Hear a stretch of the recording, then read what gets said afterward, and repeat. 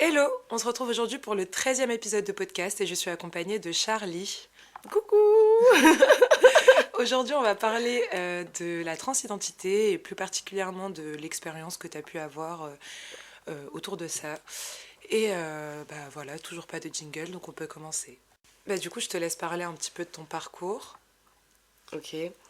Du coup, mon parcours, il est un peu. Enfin, il n'est pas particulier en soi, mais c'est pas le parcours euh, connu en mode depuis toujours je me sens homme et depuis tout petit je me sens comme ça et tout. C'est vraiment. Je me suis sentie fille en vrai pendant, je pense, les 16 premières années de ma vie. Et c'est un peu à 16 ans, il y a eu un petit tournant où. Du coup, c'est une amie à moi qui m'a genré au masculin pour la première fois et ça m'a fait quelque chose et du coup c'est ça qui a soulevé pas mal de questionnements où j'ai commencé à me chercher. Après il y avait eu le moment du confinement où je me suis grave cherchée, j'avais les cheveux longs, à la fin du confinement j'avais les cheveux courts et tout et j'ai grave commencé à me questionner là-dessus et ça a été un peu un processus où j'ai commencé à être en mode ouais, est-ce que vous pouvez utiliser les deux pronoms. Il y avait le yel, le il, elle, et j'étais un peu en mode on teste tout. Et par la suite, je me suis rendu compte que c'était que le il qui me convenait. Je pense que ça s'est fait sur ouais, 6 mois, un an, un truc comme ça. Et c'est vraiment en terminale où j'étais en mode ok, je pense que je suis presque sûre que c'est il et que je me sens comme ça. Et du coup, j'ai fait mon coming out. Et je m'étais dit que je voulais transitionner à un moment, mais au début, j'étais pas vraiment sûre. Et je me suis dit que j'allais attendre pour être sûre que ce soit vraiment stable et installé, que je me sente vraiment comme ça. Et du coup, là, j'ai commencé il y a 2 mois, 1 mois et 27 jours, je pense. Ok. Voilà. Et qu'est-ce qui a été le plus dur en fait? Enfin là, tu transitionnes toujours, mais qu'est-ce que tu peux relever de plus compliqué dans la transition? Je pense que c'est pour le coup avec la famille. Après, ça, du coup, ça dépend des gens. Mais autant avec les amis, il n'y a pas eu de problème.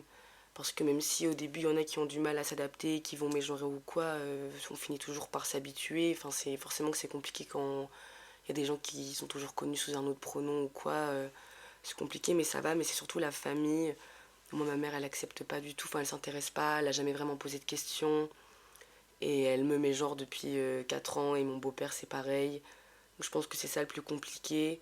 Et après, là, vu que je commence à transitionner, mais qu'il n'y a pas encore les effets assez physiques et tout, et que j'ai des traits hyper féminins, entre guillemets, j'ai pas vraiment de cis-passing et je me fais mégenrer en vrai, je pense, tous les jours de ma vie.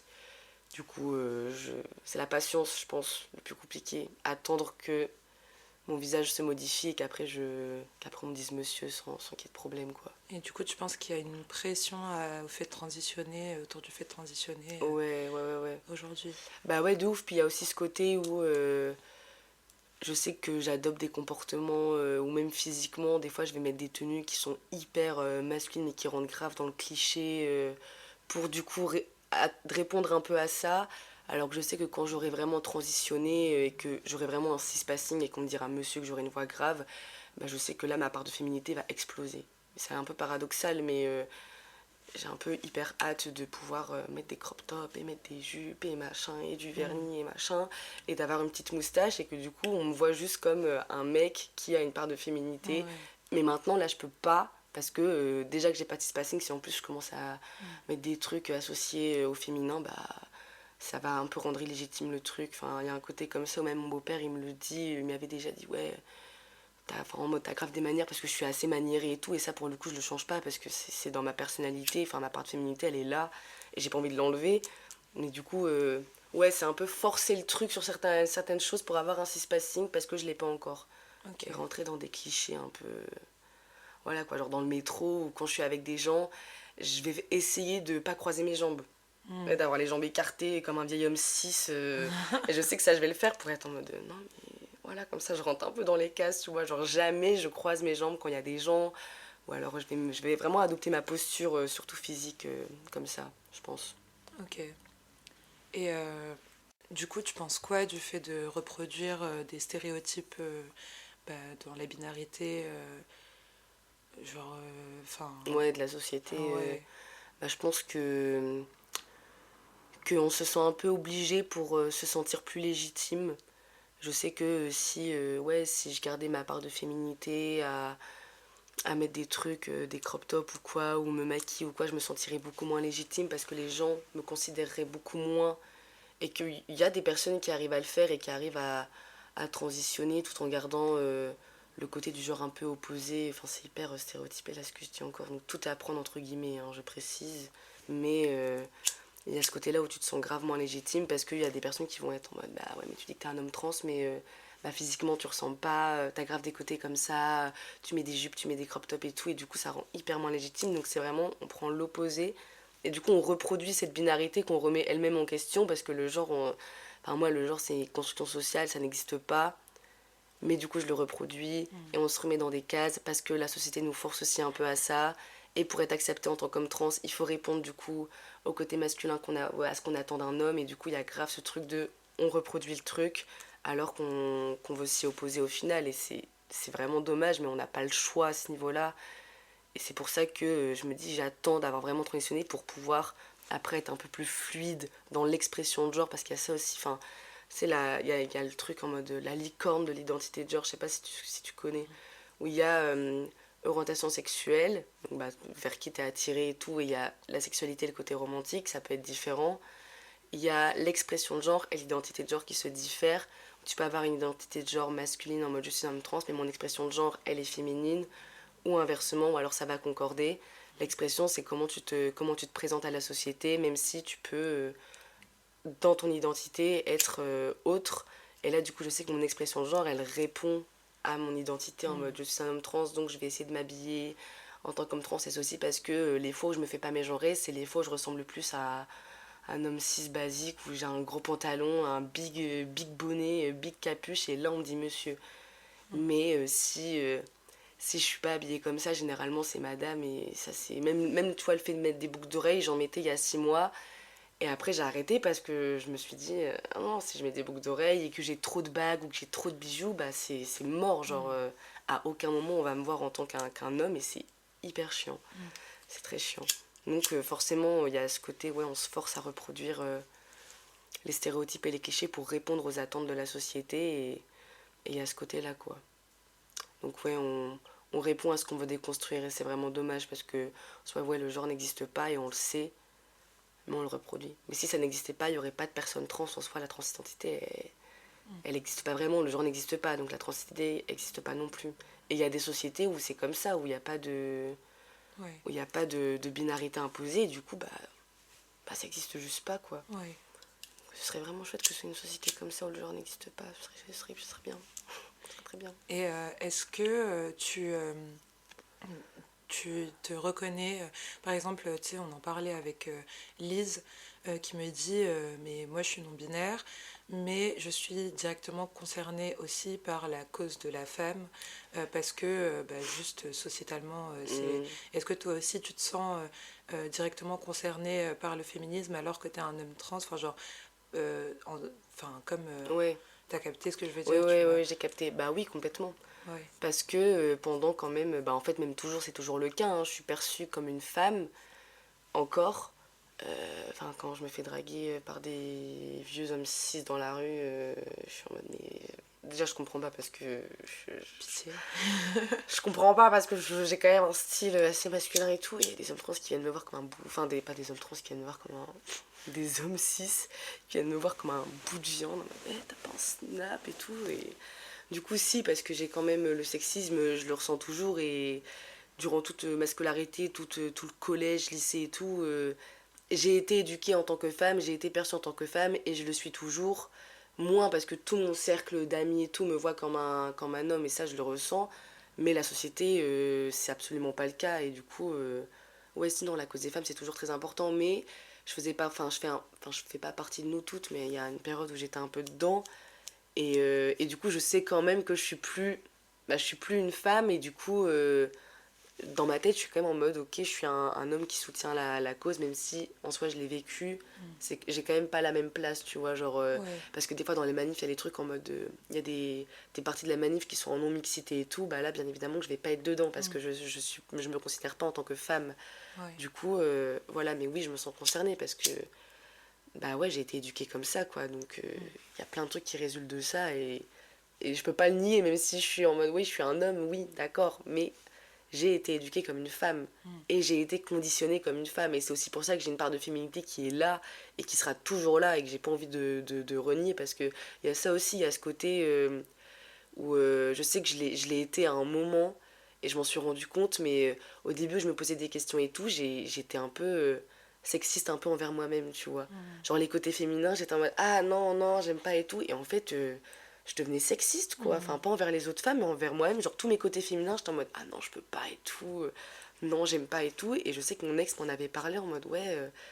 Bah en fait des fois tu dis des trucs c'est un peu bancal quoi genre moi Mm. je me sens pas bien tu rejettes tout ce qui est féminin et du coup c'est bah c'est pas ouf Mm. et du coup c'est ça aussi qui est un peu compliqué c'est j'ai été perçue en tant que femme et je le suis toujours mais comme justement il y a ce côté je réponds aux stéréotypes masculins et tout machin bah je vais rejeter ce qui est féminin et il y a grave un côté comme ça parce que le féminin c'est dénigré à fond et du coup faut trouver un peu l'équilibre et il y a vraiment eu cette remise en question de ah ouais je me rends compte qu'en fait je suis hyper misogyne sur certains trucs et que c'est grave Mm. problématique en fait et que je rejette tout ce qui est féminin parce que je suis en mode non j'aime pas et tout alors que c'est ok quoi Ouais. donc voilà ouais il y a cette remise en question qu'il y a eu.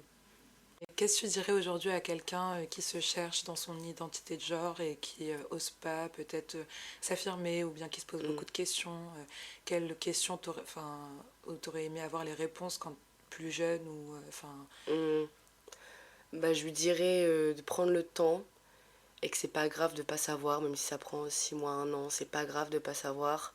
Prendre le temps vraiment de se poser les bonnes questions parce que c'est hyper fluide en fait le genre, même l'orientation sexuelle en soi c'est hyper fluide et ça peut toujours évoluer donc c'est pas grave de pas savoir, c'est pas grave des fois de se sentir différent et et ouais de pas se presser, de pas se mettre trop de pression et surtout je pense regarder et essayer de trouver des témoignages différents parce qu'il y a des parcours il y a plein de parcours différents et du coup tu peux te sentir moins légitime. Enfin moi ouais du coup vu que je m'en suis rendu compte un peu à 16 ans et qu'il n'y a pas ce parcours-là de ouais depuis toujours je suis dans le mauvais corps, même quand j'étais petite je me sentais mal, je voulais être un garçon. Non, moi j'ai pas eu ça. Mais du coup, tu as dû grave avoir un manque de représentation par rapport à ça, parce que la Ouais, plupart des gens qui parlent de transidentité, ils parlent voilà, du c'est fait que ça. depuis petit, ils se sentent comme ça et tout, et Ouais, toi, t'as pas eu ce complètement. parcours-là, donc t'as dû. Ouais, non, je l'ai pas eu et encore aujourd'hui, du coup, je me sens pas trop légitime. Enfin, il y a certains côtés où même, tu vois, on a la transidentité, il y a plein de complexes différents et moi, je sais que j'en ai pas en soi. Enfin, ça, enfin, j'en ai.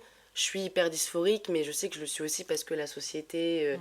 bah voilà, t'as une poitrine, bah du coup, je suis dysphorique de ma poitrine, mais en soi, je peux me regarder dans un miroir, je vais pas me mettre à pleurer, même si je suis pas bien avec mon corps et avec des gens, en vrai, je suis hyper dysphorique, tu vois, mais je le suis pas comme peuvent l'être d'autres gens et du coup, des fois, je suis en mode bah, je suis pas autant mal que certaines personnes et Mm. du coup est-ce que je suis vraiment légitime et tout alors qu'en soi des fois j'ai des crises de dysphorie où je sais pas comment m'habiller et j'ai pas envie de sortir de chez moi parce que je suis en mode non là je suis trop dysphorique je peux mettre n'importe quoi je sors pas de chez moi genre c'est mort mais il y a des côtés où ouais je suis pas autant mal et il y a un peu ce complexe de je suis pas assez mal Mm. alors que je devrais un peu parce qu'il y en a qui sont hyper mal et du coup est-ce que je suis légitime de dire que je suis un homme trans alors que je suis pas autant mal que certains, je suis pas mal depuis que je suis tout petit et du coup il y a grave un Mais côté du comme coup, ça. ça fait que enfin, la société crée le truc de si t'es quelqu'un de trans, bah, tu dois avoir un mal-être en fait, Ouais, genre tu dois toujours souffrir de ta transidentité, ouais genre c'est ça.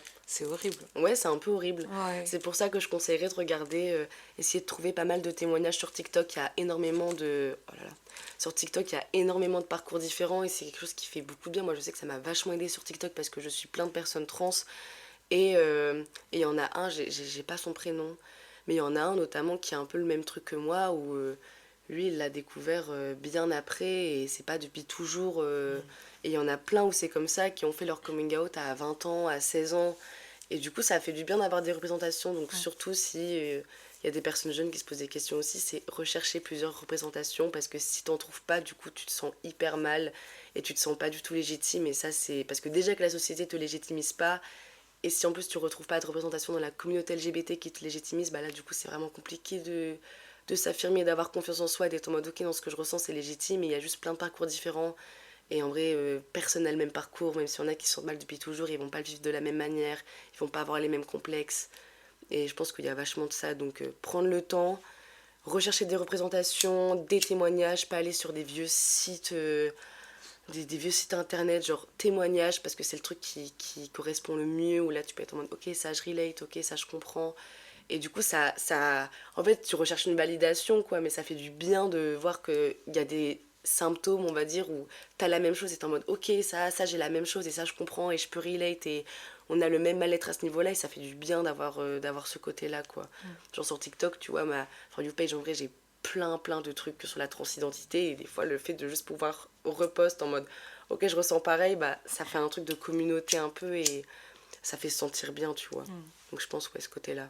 Prendre le temps, rechercher des représentations et pas se mettre de pression et explorer son identité de genre sous tous les trucs et tester des trucs et penser que ça te va et après changer et on s'en fout. Et même il y en a qui changent de prénom mais qui rechangent de prénom après et ça aussi c'est ok. Ouais. Parce qu'il y a des parcours comme ça aussi. Moi je sais que j'ai choisi mon prénom du coup il y a 4 ans. Je sais que je vais le garder et que enfin là c'est bon à l'état civil je m'appelle Charlie et tout mais il y en a qui rechangent de prénom et ça bah c'est pareil c'est ok c'est Mm. pas grave de rechanger de prénom après ou de rechanger de pronom, faut le Mais temps du de se coup, trouver. par rapport à, enfin, par exemple, quand tu commences la testo et tout, ça, du coup, c'est irrémédiable, enfin, Ouais, c'est voilà, irréversible. irréversible. Ouais. Comment, enfin, tu t'es senti par rapport à ça, genre, vu qu'on te met la pression sur le fait que c'est irréversible, faut vraiment Mm, machin et tout, t'as pas eu genre une remise en question aussi par rapport à ça, même si t'es persuadé de ton choix, mm. on te force tellement à ne pas le faire que est-ce que il y a eu des moments où tu t'es dit ouais non en vrai je sais pas si j'ai envie de commencer la testo, Ouais. tu l'as eu? Bah ouais parce que j'ai commencé il y a 2 mois mais en soi ça fait 1 an et demi que je pense à la testo. Mm.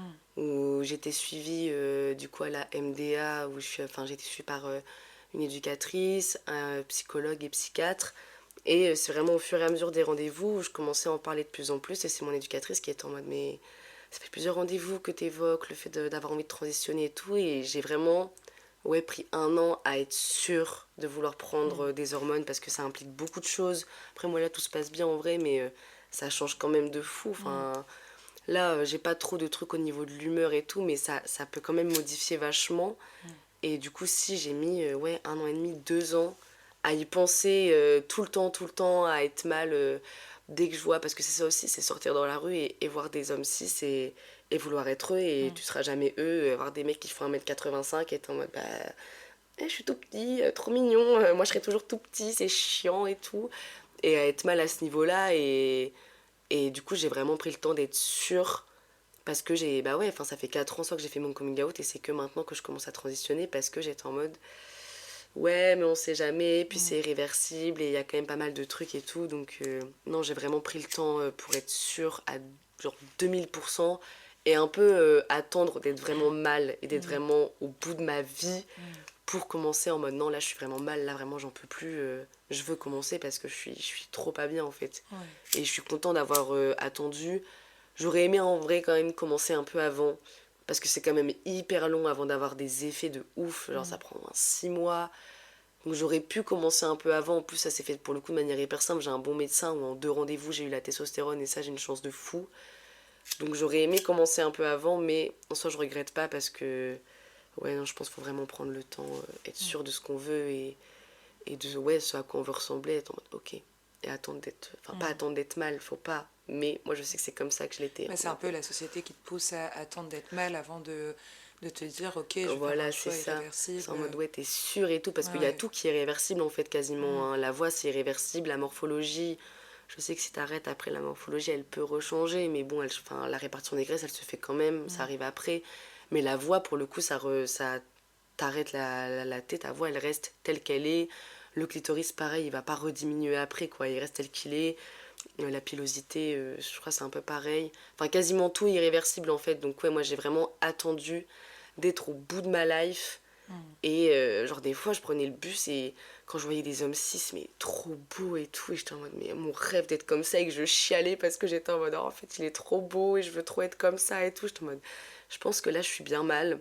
Je Mm. pense que là, je peux commencer à chercher un médecin et tout parce que là, ça va pas. Là, je suis au bout de ma vie. Et TikTok, c'est génial aussi pour les représentations, mais qu'est-ce que ça fait mal Mm. aussi, TikTok, parce que tu te compares. Ça aussi, je le dirais à une personne qui se pose des questions. Faut pas se comparer. Faut pas se comparer, faut pas comparer les transitions parce que c'est horrible. Et sur TikTok, j'ai que des trucs comme ça en mode t'es en train de transitionner, ne te compare pas. Et j'arrive pas à ne pas le faire. Genre, dès que je vois des vidéos de transition, je suis en mode, ah, mais telle personne, au bout de 2 mois, elle avait déjà ça. Moi, je l'ai pas. Moi, c'est plus long. J'ai moins de cispassing. J'ai trop peur de pas avoir de cispassing et que mes traits féminins soient toujours là. Et que, tu sais, il y a ce côté où je vais aller transitionner, mais j'ai trop peur que. On me voit toujours comme un homme trans en mode qu'on me voit et qu'on soit en mode ça se voit que c'est pas un homme cis, mais en Mm. fait c'est pas grave. Mais il y a ce côté-là où t'en as. Enfin, tu sais, je vois des vidéos sur TikTok, il y a des mecs qui ont même pas encore transitionné et en fait on dirait des hommes cis et je suis en mode.